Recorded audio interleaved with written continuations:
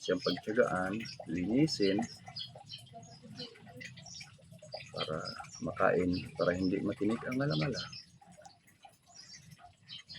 Ganyan kasimple ang buhay.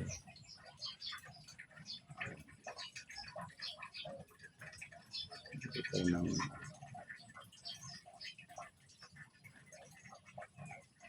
mga pagkain na hindi alam ng karamihan na ito ay pinakamasustansya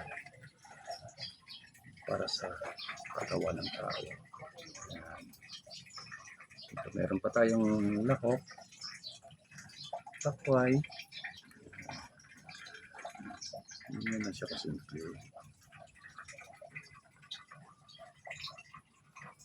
So guys, makain ka ba nito? Ano ang tawag sa inyo nito?